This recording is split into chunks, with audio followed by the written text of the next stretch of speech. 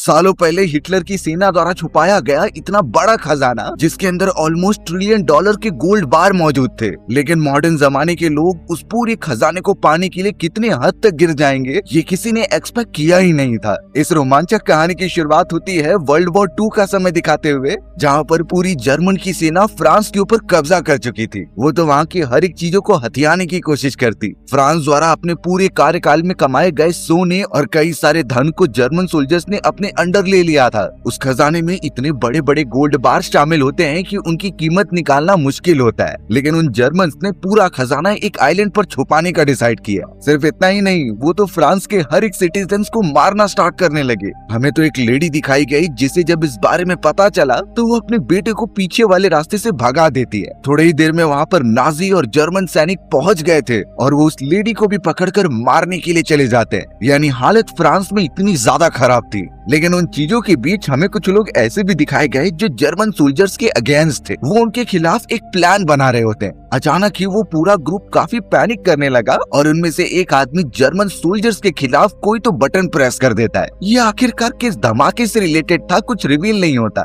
बल्कि यहाँ से कुछ मोमेंट बाद का समय दिखाया गया जहाँ पर नाजी सैनिक अभी भी फ्रांस पर कब्जा किए थे। वहाँ तो छोटी मोटी वॉर चल रही थी। अब जर्मन सैनिक 2 न्यूज रिपोर्टर को पकड़ते हैं जो एक्चुअल में यूएस के सोल्जर्स थे जो अपने मिशन पर आए होते हैं। लेकिन जर्मन सोल्जर्स को उन पर शक होने लगा तो वो उनकी सारी तहकीकात करते हैं। जब श्योरिटी हो गई कि उनके पास कोई हथियार नहीं है तो उन्हें उनके जनरल के पास भेज दिया गया जो एक खुफिया अड्डे पर छुपे हुए थे। उनका नाम तो जनरल मिलन होता है जो रिपोर्टर्स के सामने इंटरव्यू देना चाहते थे अपने बारे में। दरअसल सभी लोग वो और उनकी जर्मन सेना को एक दुश्मन समझते थे, पर जनरल दिखाना चाहते हैं कि वो तो सिर्फ अपने हक के लिए लड़ रहे हैं। यानी जनरल ने पूरी रिपोर्टिंग के दौरान अपनी सेनाओं की बढ़ाई की थी। पर पता चला कि उसी बेस के अंदर 3 यूएस मिलिट्री के सोल्जर्स घुस गए। वो सामने आने वाले सारे जर्मन सोल्जर्स को मारते हुए जनरल के पास पहुंच गए। वो रिपोर्टर्स भी अब उनके साथ मिल चुके होते हैं और जनरल मिलन को बेहोश करके अपने साथ लेकर जाने लगे। यानी यही उनका प्लान था, मिलन को किडनैप करके लेकर आना।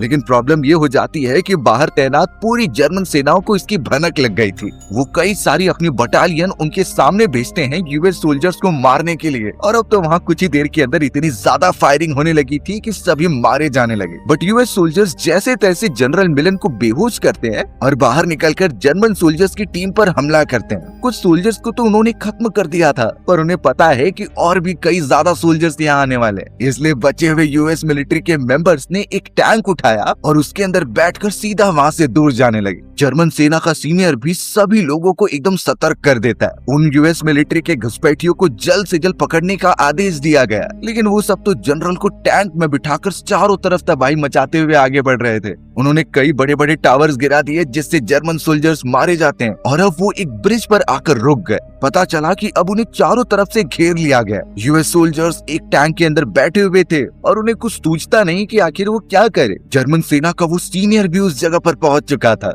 पर तभी अचानक उन्होंने टैंक की मदद से ब्रिज पर ही वार किया, जिससे ब्रिज टूट जाती है और टैंक पानी में गिर जाता है। जर्मन सोल्जर्स तो आदेश देने पर पूरी गोलियां बरसाने लगे, लेकिन वो सारे यूएस सोल्जर्स हाई ट्रेन्ड थे। उन्होंने जैसे तैसे पानी में सांस लेने के सूट पहन लिए और मौका देखकर वहां से बाहर निकलते हैं दुश्मनों को खत्म करते हुए। यानी वो इतनी सारी सेनाओं को चकमा देकर वहां से निकलने में कामयाब हो गए। कुछ देर के अंदर वो अपने हाइडिंग एरिया पर पहुंच जाते हैं जनरल मिलन को लेकर। वहां पर तो उनका सीनियर था जो पूरी टीम पर काफी गुस्सा हो रहा होता है, क्योंकि उनका प्लान था कि बिना लड़ाई किए जनरल मिलन को किडनैप करके लाना। लेकिन उन लोगों ने तो एक जंग जारी कर दी है और अब जर्मन सोल्जर्स इस पर चुप ना बैठकर पलटवार जरूर करेंगे। लेकिन अभी तक गवर्नमेंट ने उनके खिलाफ कोई डिसीजन नहीं लिए हैं, तो तब तक के लिए ये यूएस मिलिट्री सोल्जर्स आराम कर सकते हैं। उनका सीनियर भी खुश था कि एटलीस्ट जनरल मिलन को वो पकड़ लिए। अपना ये छोटा सा मिशन खत्म करने के बाद वो सभी यूएस मिलिट्री ऑफिसर्स बार में चले जाते हैं एंजॉय करने के लिए। लेकिन कुछ ही समय में एक ऐसी घटना घटने वाली है जो या तो सभी को बिलियनियर बना देगी या फिर अगले मोमेंट में वो अपनी जान की भीख मांगेंगे।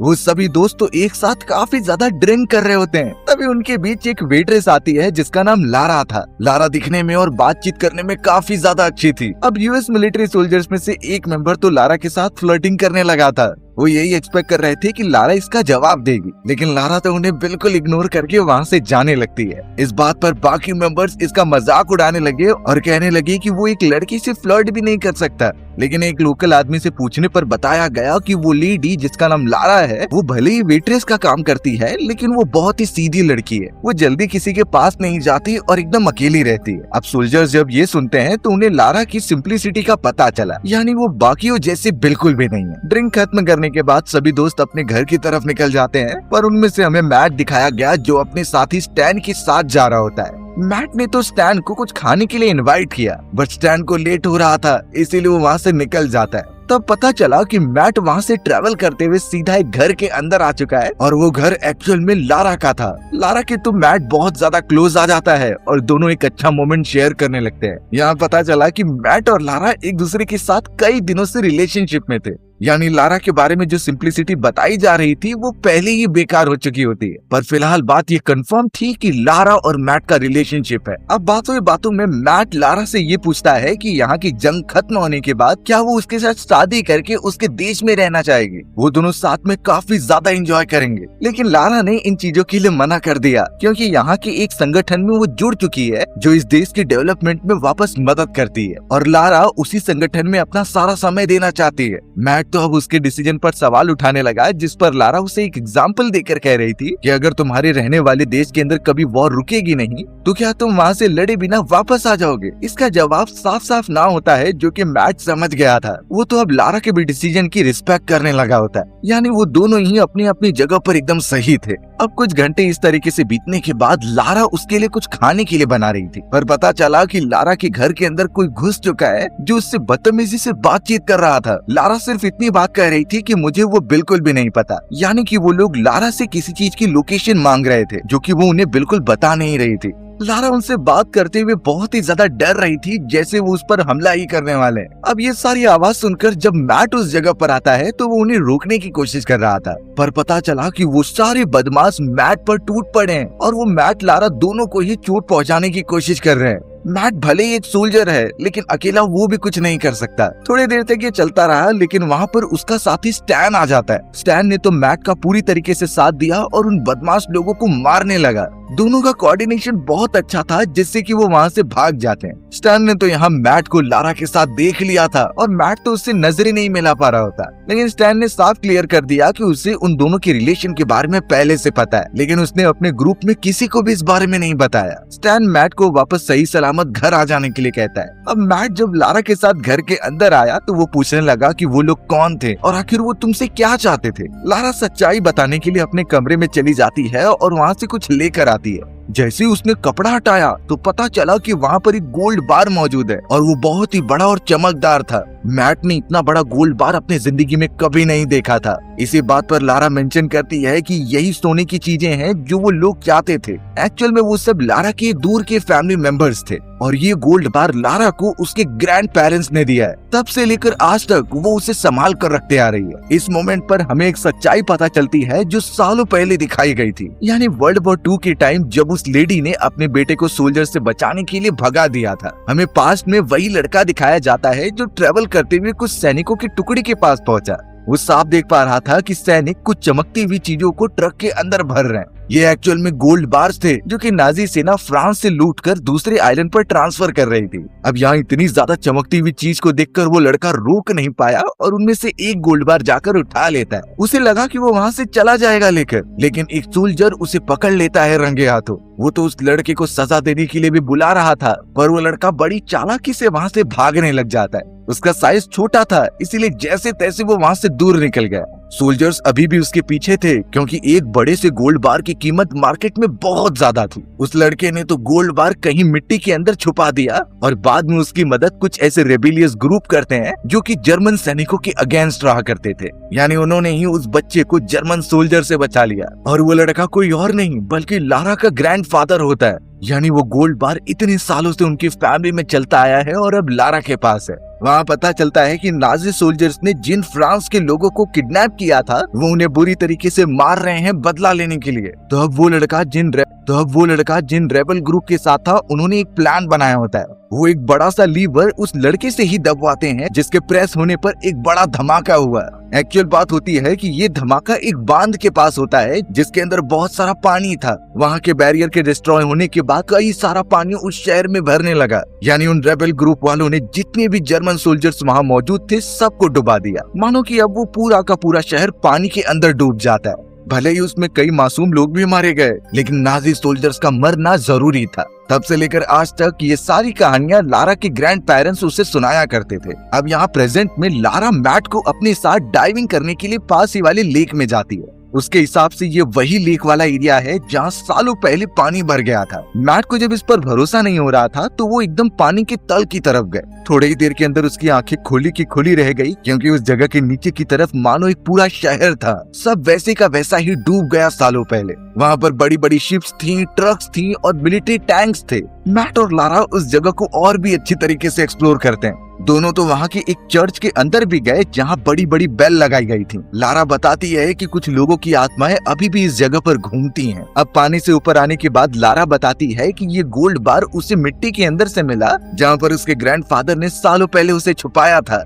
यानी उनके द्वारा बताई गई इसके बारे में सारी कहानियां सच हैं। तो अब लारा मैट का साथ चाहती थी उस खजाने को ढूंढने के लिए जो जर्मन सोल्जर्स ट्रांसफर करना चाहते थे किसी दूसरे आइलैंड पर, लेकिन पानी में डूबने के कारण वो पूरा इतने टन का सोना वहीं दफन हो गया। अगर वो साथ मिलकर कोऑर्डिनेट करके काम करे तो ये सब किया जा सकता है। मैट भी इतना ज्यादा गोल्ड के बारे में सुनकर लारा की टीम में शामिल हो चुका था। अब मैट लारा के साथ सीधा अपने साथियों के पास आता है और उन्हें पूरी उस कहानी के बारे में बताता है। इनफैक्ट वो तो गोल्ड बार भी लाया था ये दिखाने के लिए कि इस तरीके के बहुत सारे टन का सोना अभी भी पानी में मौजूद है। अगर वो उसकी परफेक्ट लोकेशन ढूंढकर रिसर्च स्टार्ट कर देंगे तो वो सब उनका हो सकता है। यानी उसे खोज के बाद उन्हें इतना फायदा होगा कि आगे चलकर उन्हें काम करने की जरूरत ही नहीं पड़ेगी। लेकिन स्टैन और स्कॉट नाम के मेंबर्स ये बताने लगे कि जिस टेरिटरी की तुम बात कर रहे हो वो दुश्मनों के एरिया में है और वहाँ जाना मतलब खतरे से खाली नहीं होने वाला था। अगर दुश्मनों को पता चला तो वो हमें मार देंगे। लेकिन कुछ मेंबर्स ऐसे भी थे जो ये सोच रहे होते हैं कि हमें वहाँ जाना चाहिए, क्योंकि रिस्क लेकर अगर वो इस खजाने को ढूंढ लेते हैं तो उनके पास काफी सारा सोना होगा। यानी इन्हीं सारी चीजों पर उनकी डिस्कशन चल रही थी और लारा भी अपना व्यू शेयर करती है उन सारी चीजों के ऊपर। अब मैट की टीम के सारे सोल्जर्स लारा से कुछ सवाल पूछने लगे कि इतने सारे गोल्ड मिलने पर तुम क्या करोगी, आखिर तुम्हारा मोटिवेशन क्या है उस पूरे गोल्ड को लेने का। तब जाकर लारा अपना इंटेंशन बताती है कि मैं उतने सारे गोल्ड का यूज उन लोगों के लिए करना चाहती हूँ जो इस देश के अंदर बहुत बुरी हालत में रहते हैं और वो फैमिलीज जिन्हें नाजी सोल्जर्स ने पूरी तरीके से खत्म कर दिया था। यानी कि लारा का पूरा एम यही था कि वो उन पूरे सोनों से गरीबों की मदद करेगी। लेकिन सोल्जर्स में से स्टैन नाम का एक आदमी उससे क्वेश्चन करने लगता है कि क्या होगा अगर तुम सारे खजाने लेकर यहाँ से चले जाओ। इसकी भी प्रोबेबिलिटी बहुत ही ज्यादा हो सकती है। लेकिन लारा इसका कोई सीधा जवाब नहीं दे रही थी। अब वो इतने बड़े खजाने की क्वांटिटी सुनने के बाद जो सोल्जर्स नहीं मान रहे थे वो भी प्लान में शामिल हो जाते हैं। यानी वो सब अब एक टीम बन चुके थे जो प्लान बनाएंगे कि उस खजाने को कैसे रिट्रीव किया जाए। बैन, स्टैन और उसके कई सारे साथी ब्रेनस्टॉर्मिंग कर रहे थे कि आखिर दुश्मनों की सेना से बचते हुए वो कैसे पानी वाले इलाके में पहुंचेंगे और आखिर इतने टन सोने को पानी से बाहर कैसे निकालेंगे। इसके लिए उन्हें काफी एडवांस इक्विपमेंट्स की जरूरत होगी जो फिलहाल तो अभी उनके पास नहीं है। लेकिन उनकी बातों से इतना कंफर्म था कि सब के सब कॉन्फिडेंट हैं इस मिशन के लिए। अब मैट सीधा चले जाता है लारा के पास और उससे पूछने लगता है कि तुमने मेरे साथ रिलेशनशिप इसीलिए तो शुरू नहीं की कि ये तुम्हारे प्लान में शामिल था, और या तो ये सारी चीजें नाटक हो सकती हैं। लारा का जवाब ये होता है कि शुरुआत में वो सिर्फ अपने प्लान के हिसाब से चल रही थी, लेकिन फिर बाद में उसे रियलिटी के अंदर मैट से प्यार हो गया और अब वो हमेशा उसके साथ ही रहना चाहती है। मैट भी इस जवाब से सेटिस्फाई हो जाता है और अब वो प्लान में आगे बढ़ रहे थे। मैट के जितने भी मिलिट्री सोल्जर्स होते हैं वो अपने ही बटालियन से कई सारे सामान ले लेते हैं। उन्होंने मिलिट्री ट्रक्स ले ली और कई ऐसे इक्विपमेंट्स होते हैं जो उन्हें पानी में काम आएंगे। एक्चुअली बात ये थी कि उन्होंने अपने सीनियर को बताया था कि वो किसी सीक्रेट मिशन पर जा रहे हैं, इसी वजह से उन्हें मिलिट्री की इक्विपमेंट्स यूज करने की परमिशन मिली थी। अब देखने से लग रहा था कि उन लोगों को इस मिशन में मजा आ रहा है। भले ये पूरी चीजें रिस्की हैं, पर अगर उतने टन का सोना पानी से निकल गया तो सब के सब अमीर हो जाएंगे। पर एक्चुअल बात आती है कि हमें रियलिटी के अंदर अगर सोना पानी से बाहर निकालना है तो उसकी लोकेशन और आखिरकार कौन से इक्विपमेंट्स लगेंगे ये पता होना चाहिए। कुछ ऐसे रिसर्चर्स और एक्सपर्ट्स द्वारा बताई गई टेक्निक है जिसे फॉलो करके हम सोने की लोकेशन पता कर सकते हैं। सबसे पहले तो डीप वाटर में गोल्ड हंटिंग के लिए हमें बहुत ही स्ट्रॉन्ग सोनार सिस्टम चाहिए होगा। इससे हमें पता चल सकता है कि आखिर इतने बड़े समुद्र में गोल्ड की लोकेशन क्या है। नेक्स्ट स्टेप में ये ध्यान देना है कि हम पानी के जितने भी अंदर जाते जाएंगे वहाँ का प्रेशर भी ऑटोमेटिकली बढ़ जाएगा। तो इसके लिए या तो कोई सबमरीन का यूज किया जाए या फिर ऐसे सूट्स जो प्रेशर को ऑटोमेटिकली नल आउट कर देते थे। एक बार अगर गोल्ड की लोकेशन कंफर्म हो गई तो आपको उसी डायरेक्शन में एकदम तल की तरफ जाना है। और कुछ मार्केट में ऐसे डिवाइसेस आते थे जो गोल्ड के ऊपर से गुजरने पर बीप करने लगते, तो उन्हीं डिवाइसेस को यूज करते हुए हमें गोल्ड एक्वायर कर लेना। हालांकि इस तरीके की रिसर्च करने के लिए हमें परमिशन की जरूरत होती है। विदाउट परमिशन के अगर गवर्नमेंट को पता चला कि आप किसी भी टाइप का गोल्ड निकाले हो तो या तो वो उसे पूरी तरीके से जब्त कर लेगी या फिर उसका आधे से ज्यादा प्रतिशत अपने पास रख लेगी। इसलिए गोल्ड हंटिंग जितना सिंपल दिखती है उतना होती नहीं। पर हमें ये भी नहीं पता है कि मैट और उसके सारे दोस्त ये काम कर भी पाएंगे कि नहीं। मैट और लारा भी चोरी छुपके अपना प्लान तो बना रहे थे, लेकिन उन्हें भी सावधान रहना होगा क्योंकि दोनों को अगर किसी ने देख लिया तो ये बहुत ही ज्यादा सीरियस कंडीशन हो सकती है। अब बैन, स्टैन और बाकी सोल्जर्स जुट चुके थे उस प्लान को कंटिन्यू करने के लिए। बैन ने बहुत सोचने के बाद एक ऐसा प्लान बनाया जिसमें कि वो काफी टन सोना पानी के ऊपर लेकर आ जाएंगे। इस प्लान के अंदर वो बता रहा था कि हम कई सारे कार्गो सूट उससे बांध देंगे और फिर उसके अंदर गैस भर के उन्हें ऊपर फेंक देंगे। इससे हमें ना तो कोई भारी इक्विपमेंट की जरूरत होगी और हमारा काम भी हो जाएगा। लेकिन अब बात आती है कि उतने सारे सोने को पानी में से शिफ्ट कैसे करेंगे। शायद इसका भी सोल्यूशन बैन के पास पहले से ही मौजूद था। वो कहता है कि मेरे कुछ ऐसे दोस्त हैं जिनके पास अपनी हेलीकॉप्टर प्लेन्स हैं, तो वो उन्हें बोलकर हेलीकॉप्टर की मदद से गोल्ड को शिफ्ट कर सकता है। अगले दिन तो बैन उन्हीं सारे हेलीकॉप्टर वाले दोस्तों के साथ था और वो तो उन्हें लालच देता है कि ये काम करने के बदले तुम्हें कई मिलियन डॉलर्स मिलेंगे। सुनते ही वो दोस्त एकदम से रेडी हो चुके थे।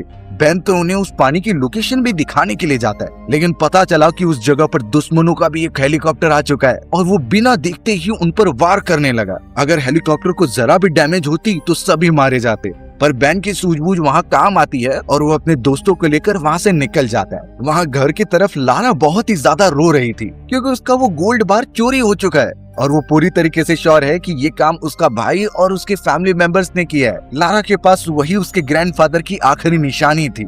लेकिन एक और चौंका देने वाली बात ये होती है कि उसके फैमिली मेंबर्स जो गोल्ड बार चुरा कर भागे थे उन्हें सोल्जर्स ने पकड़ लिया है। उनके पास इतने बड़े गोल्ड बार होने के कारण अब उन्हें शक होने लगा। सोल्जर्स तो लारा के भाई और फैमिली मेंबर्स से मार मार कर पूछताछ करने लगी कि ये कहाँ से मिला और एक्चुअल में वो डर के मारे सब कुछ बता भी देते हैं। यानी अब उन जर्मन सोल्जर्स को भी अंदाजा लग चुका था कि वो खजाना अभी भी पानी के अंदर मौजूद है। वो उसे शायद वापस पाने के लिए अपनी पूरी जी जान लगा दे। वहाँ स्टैन, बैन और सारे टीम मेंबर्स का प्लान रेडी था, सिर्फ उसे एग्जीक्यूट करना था। पर अचानक उन्हें उनका सीनियर अपने ऑफिस में बुलाता है और ये कहता है कि तुम लोगों ने काम तो अच्छा किया, लेकिन रूल्स एंड रेगुलेशन में रहते बिना तुमने बहुत ही ज्यादा डिस्ट्रक्शन कर दिया था उस जगह पर। तो अब मैनेजमेंट टीम ने ये डिसाइड किया है कि तुम्हें कुछ टाइम के लिए सस्पेंड किया जा रहा है, यानी उन सभी को वापस अपने घर लौटना होगा। ये सुनने के बाद तो स्टैन और बाकी मेंबर्स एकदम से चौंक गए क्योंकि वो वापस चले गए तो इस प्लान का कुछ होगा नहीं। स्टैन तो समझाने की भी कोशिश कर रहा था, लेकिन ये डिसीजन फाइनल हो चुका होता है। सभी बाहर निकलकर काफी डिसअपॉइंटेड थे, खास करके स्टैन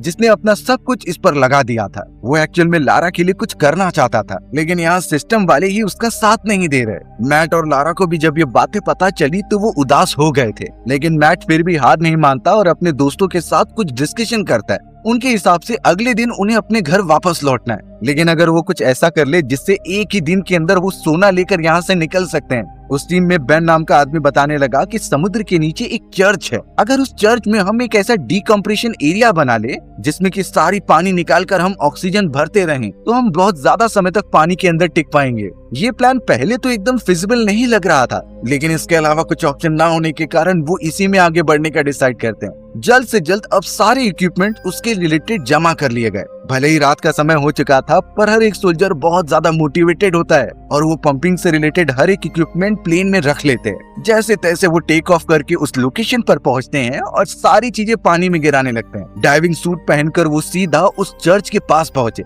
चर्च के अंदर उन्होंने एक स्पेसिफिक कमरा देखा जिसे कि डीकम्प्रेशन बनाने का डिसाइड किया जाता है। वो पाइप से उस पंपिंग मशीन को जोड़ देते हैं और अपना काम चालू करते हैं गोल्ड को ढूंढने का। अब कई घंटों की मेहनत के बाद उन्हें पता चलता है कि वो जेल मिल चुकी है जिसमें इतने सारे गोल्ड बार्स रखे गए थे कई साल पहले। जैसे तैसे वो उस लोहे को पिघला कर उसके अंदर घुसते तो हैं, पर चौंकाने वाली बात थी कि वहाँ पर गोल्ड बार थे ही नहीं। उस जगह पर सिर्फ पुराने जमाने के कुछ नोट्स और करेंसी रखे गए होते हैं जो शायद इस जमाने में बिल्कुल काम नहीं आएंगे। अब चीजें प्लान के हिसाब से नहीं हो रही थी तो सभी थोड़ा डर गए। हमें तो अब उस सोल्जर को दिखाया जाता है जिसने कि लारा की फैमिली से वो सारे गोल्ड रिट्रीव किए थे। उसे शक था कि आखिरकार ये गोल्ड आया कहाँ से, तो वो लारा के घर पर छानबीन करने चला गया। थोड़ी रिसर्च करने के बाद उन्हें वहाँ पर कई सारे मैप दिखाई दिए और डाइविंग सूट मिलते हैं। मैप पर वही लोकेशन थी जहाँ पर वो सारे लोग गोल्ड को ढूंढ रहे होते हैं। तो अब इन सारी चीजों के बाद उस सोल्जर को शक तो हो गया था कि वो सब कुछ बड़ा कर रहे हैं। उसने तो ये सारी कंप्लेन अपने सीनियर से भी कर दी कि बेन और इसके टीम मेंबर्स सब इसमें शामिल हैं। एक सोल्जर जिसे इस बारे में पता था, सीनियर उसे बुलाकर जॉब से निकालने की धमकी देता है। बेचारा वो अपनी जॉब बचाता या फिर बेन की टीम की राज छुपाता। वो सोल्जर तो अपने कुछ साथियों के साथ सीधा वही लोकेशन पर पहुंच जाता है, पर एक्चुअल में उस जगह कोई नहीं था, क्योंकि जैसा हमें पता है कि बेन और उसके टीम मेंबर्स का बेस ऊपर नहीं बल्कि पानी के अंदर उस चर्च में है। यानी उन्हें बिल्कुल अंदाजा नहीं होगा कि वो कहाँ पर है। वहाँ पानी की गहराइयों में सभी के मुंह लटके हुए इसीलिए थे क्योंकि उनके पास सिर्फ अभी एक ही गोल्ड बार होता है। वहाँ सभी सोल्जर्स एक दूसरे को ब्लेम कर रहे थे क्योंकि अगर उन्हें गोल्ड नहीं मिला तो इतना भारी भरकम रिस्क लेना बेकार हो जाएगा। कई मेंबर्स तो लारा को ही इसका रीजन मान रहे थे क्योंकि उसने सही इन्फॉर्मेशन नहीं दी, लेकिन मैट उसका साइड लेते हुए कहता है कि लारा का इसमें कोई गलती नहीं है। अगर हम थोड़ी और रिसर्च करें तो खजाना मिल सकता है। एक मोमेंट ऐसा भी आया जब लारा अपने ग्रैंडफादर द्वारा बताई गई सारी कहानियों को झूठ मानने लगी थी, पर जैसे ही वो उस जगह से निकलने जाते हैं तो उन्हें एक दीवार दिखाई दी। उन पर कई सारे सोल्जर्स के नाम लिखे गए थे। अब ये काफी उन्हें स्ट्रेंज लगता है, इसीलिए वो उन दीवार के पिलर्स को निकालने लग जाते हैं। जैसे तैसे वहाँ से निकलने का एक रास्ता बनाने पर वो अंदर गए तो उनकी आंखें खुली की खुली रह जाती हैं, क्योंकि असली सोने के बार्स तो वहीं पर मौजूद थे। उनकी क्वांटिटी वहाँ पर बहुत ज्यादा होती है और इतने में तो वो पूरे देश को खरीद लें। सभी के चेहरे पर एक खुशी दिखाई दे रही थी और अब वो उसे एक्सट्रैक्ट करने के प्लान में जुट जाते हैं, यानी कि उन सारे पैराशूट की मदद से बांध देना और सोने को पानी के ऊपर लेकर आ जाना। पर कहते हैं कि मुसीबत बताकर नहीं आती। ऊपर वो खतरनाक जर्मन सोल्जर्स अपने साथियों के साथ जब जा रहा था तो उसे कुछ पंपिंग एरियाज और नोड्स दिखाए जाते हैं जो पानी के अंदर से निकल रहे थे। यानी उसे शक होने लगा तो वो अपने कई साथियों को अंदर भेजता है और अब वही साथी सारे यूएस मिलिट्री सोल्जर्स पर हमला करते हैं। अच्छी बात हुई कि मैट और स्टैन इस बारे में जान गए थे और उन जर्मन सोल्जर्स को ये मारने लगे। पर इतना ही नहीं, ऊपर मौजूद वो जर्मन सीनियर सोल्जर तो अब ग्रेनेड भी फेंकने लगा होता है, यानी पानी के अंदर काफी धमाके हो रहे थे। मैट, बैन और सभी सोल्जर प्लान के अकॉर्डिंग पैराशूट बांध देते हैं उन सोने के बार्स पर, लेकिन वो उतनी तेजी से ऊपर नहीं जा रहा था, जिस वजह से उन्हें अपनी आखिरी गैस सिलेंडर उसमें डालनी पड़ी। जैसे तैसे वो सब हिम्मत करते हैं और पानी के ऊपर आ जाते हैं, पर अभी भी जर्मन सोल्जर्स वहाँ मौजूद थे जो ग्रेनेड लॉन्चर उनके ऊपर तान देते हैं। लग रहा था कि सभी मर जाएंगे, पर वहाँ सही समय पे यूएस मिलिट्री फोर्स के कुछ और लोग आ गए जो हमला करके सबसे पहले अपने साथियों को बचा कर लेकर आ जाते हैं। जर्मन सोल्जर्स अब पीछे हटने का डिसाइड कर रहे थे, यानी उन लोगों ने आखिरकार इतने सारे टन सोने को अक्वायर कर लिया है,